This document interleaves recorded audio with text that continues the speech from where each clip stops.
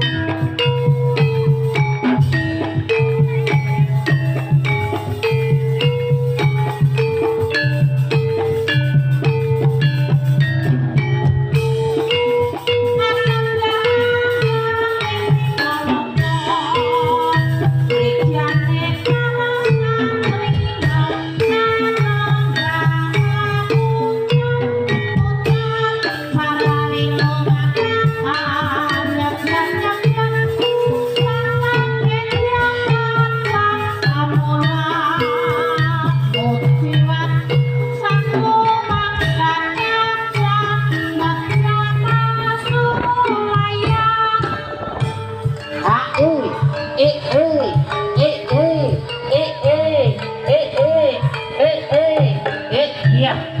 Woi, ae.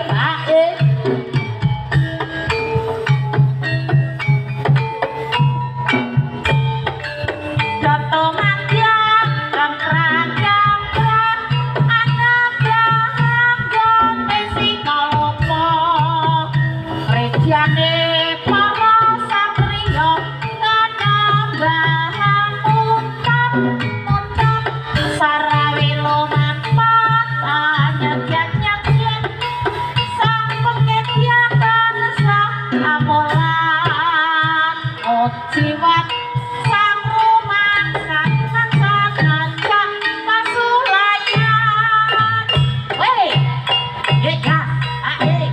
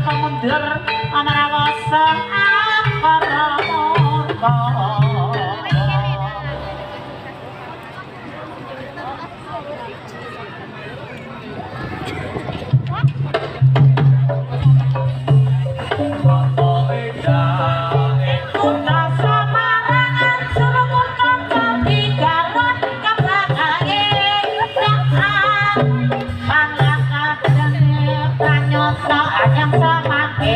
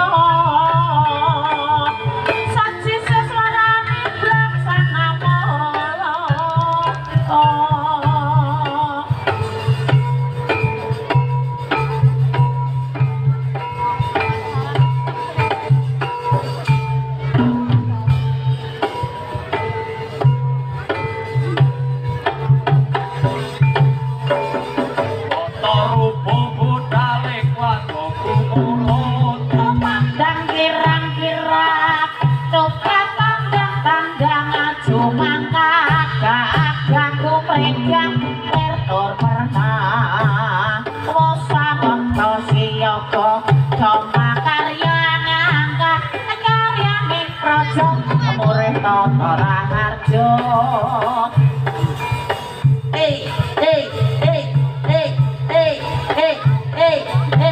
Iya ayo yo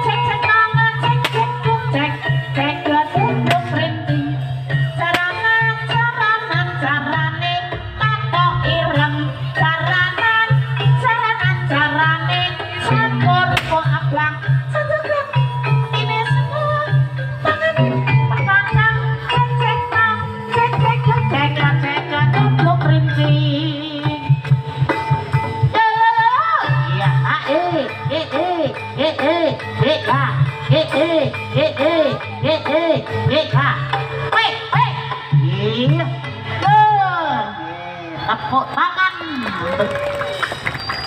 Sakaryo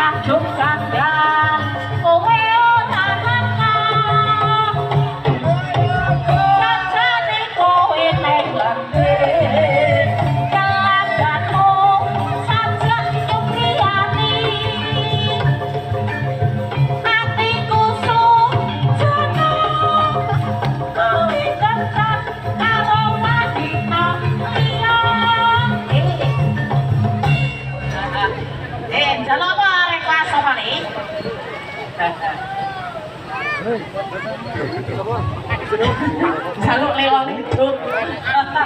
Ata lela, lela, lela, hidup. Aja pada mojo bikin nangis. Anakku sing bagus rupane. Yen nangis gak ilang baguse. Ata jajan bisa urip mulya. Ada dia satria utama luhur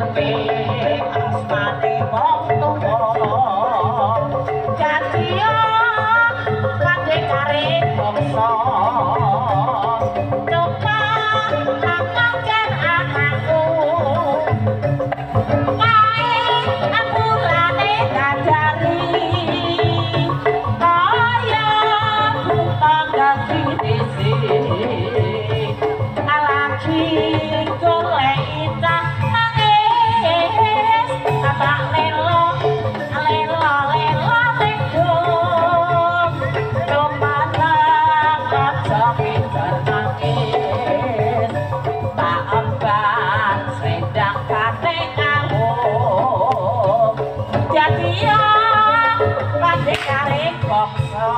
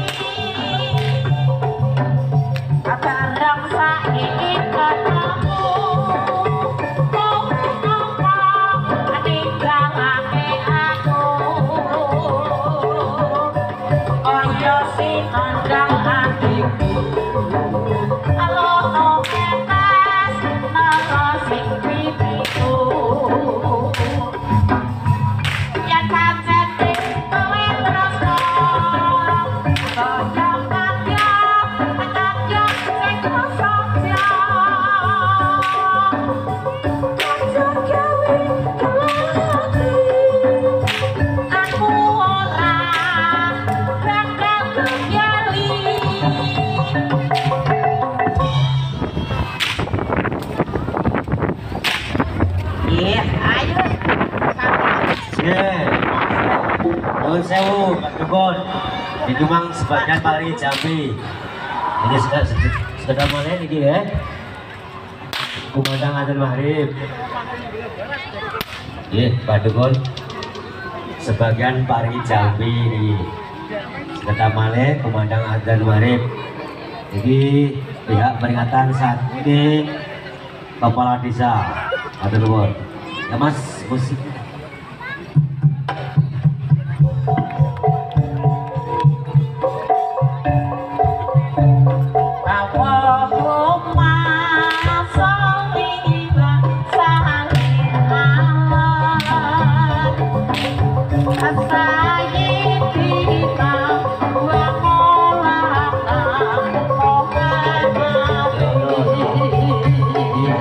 rapi kabeh.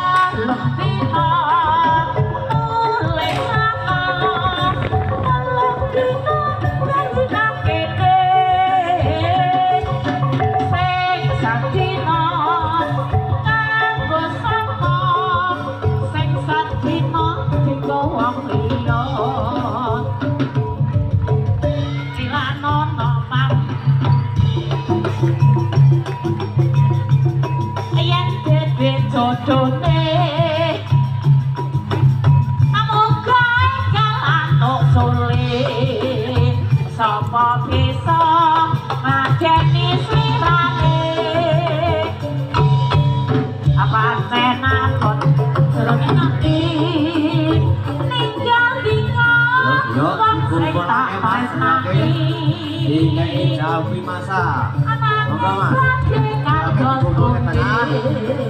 Ya, Jambi masa.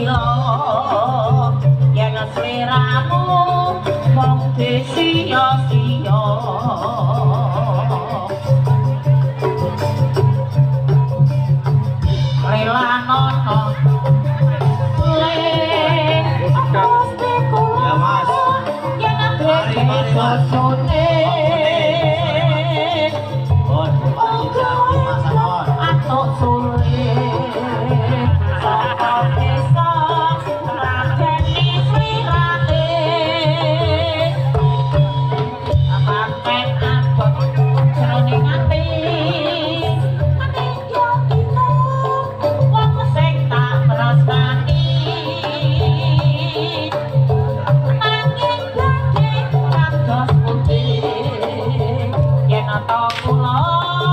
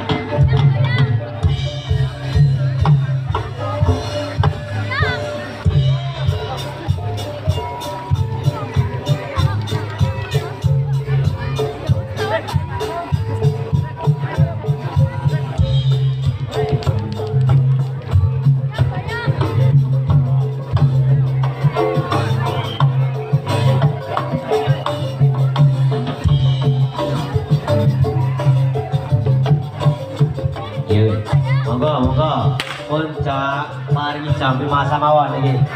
Wektalipun sampun jam pada malih kumandang adzan maghrib. Nggih, sedanten dikumpulkan teng tengah mriku pun paringi jambi.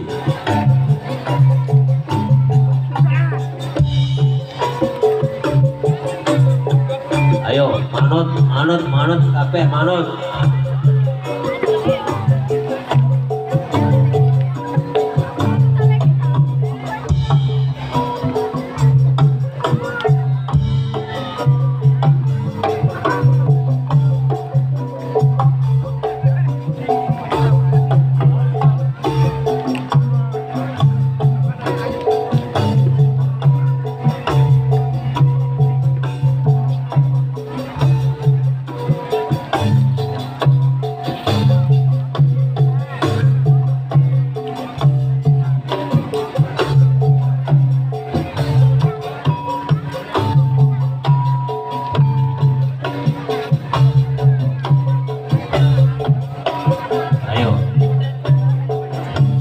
Teguh jak maju.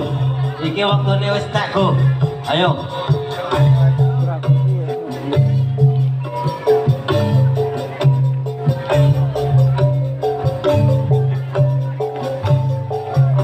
Ayo, Teguh kumpul Teguh. Yo, jambi masa.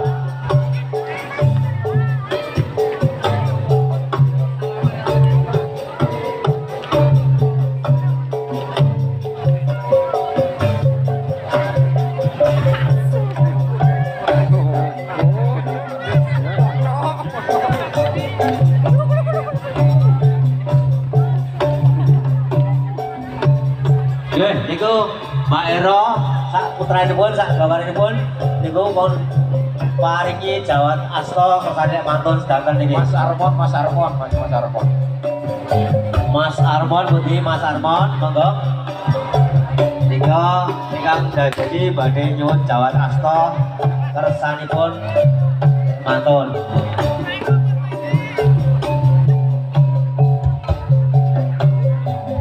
Pak Eko, ayo Pak Eko.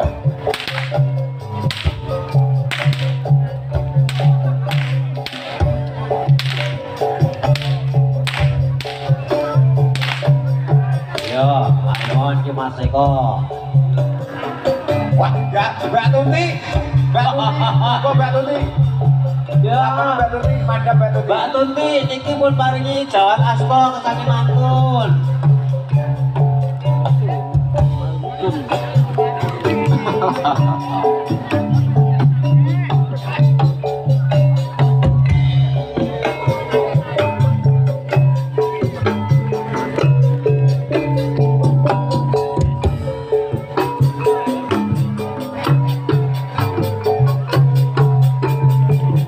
Yo, Teguh dicekel cek. Kek. Ayo lah, Teguh cekel cek nih. Mbak Tuti, mau di Mbak Tuti. Mbak Tuti, madam. waduh ya Allah Gusti Mbak. Ikhlasing pegale Mbak Tuti, mamandang sekedap. Niki pedadi badhe nyuwun jawat asta kersane mantun. Wektalipun sampun sejam sonten. Nah, niku mboten sah sejogaten iki Mbak Tuti. Wes. Rewak, beli rene. Madam, monggo. Oke. Kersanipun lek mantun niku. Yo, wes di rumah sing apik. Ayo Pak. Waktune Pak.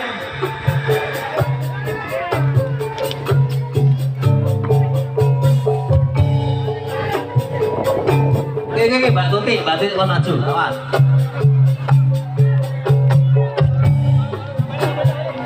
Ya, iki. Ayo. Malah.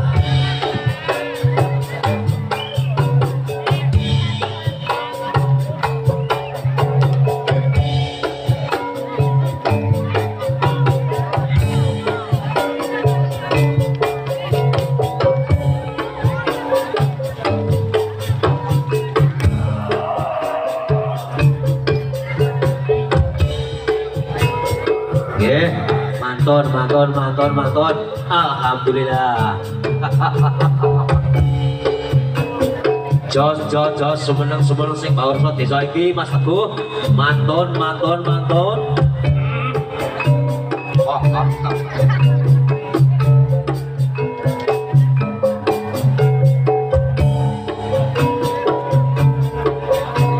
Iya, Mas Teguh, Mas Dewe sawangun.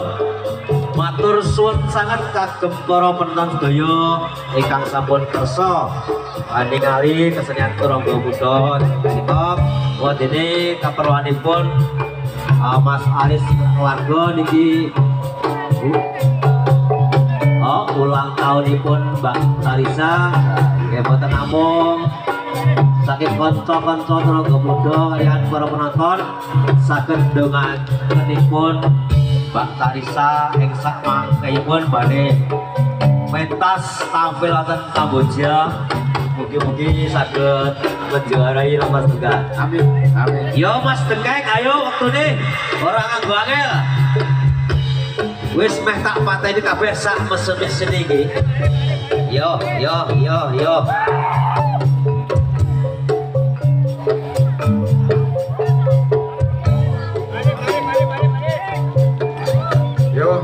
mantun. Nggih, menika sampai masa manjur sangat nggih.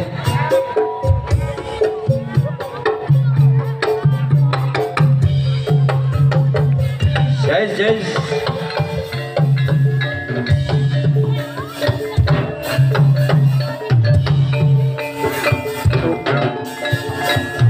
Sugeng kondur, sugeng Bapak yang malih mugi tansah pinaringan rahayu selamatan dumugi griya sowan-sowan.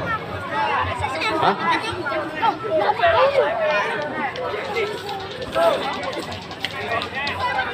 Duduk.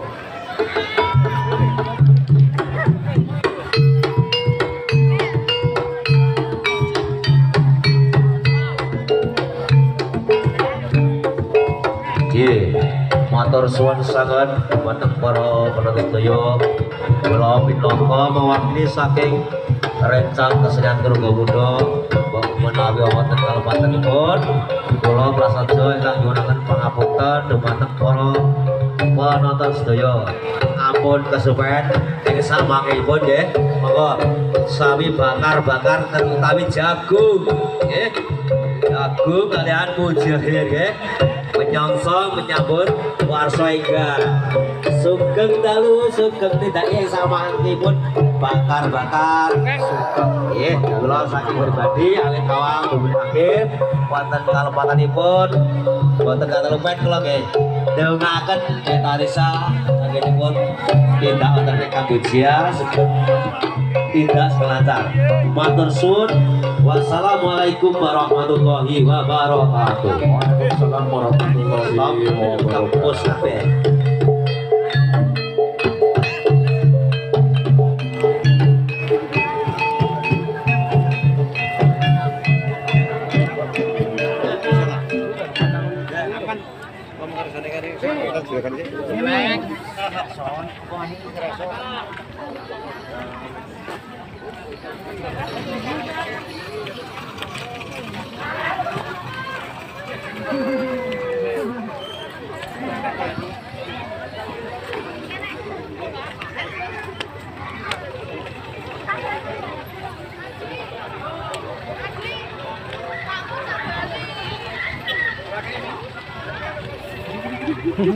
Gedang merem diusungi ndek. Gedang bareng diusungi foto.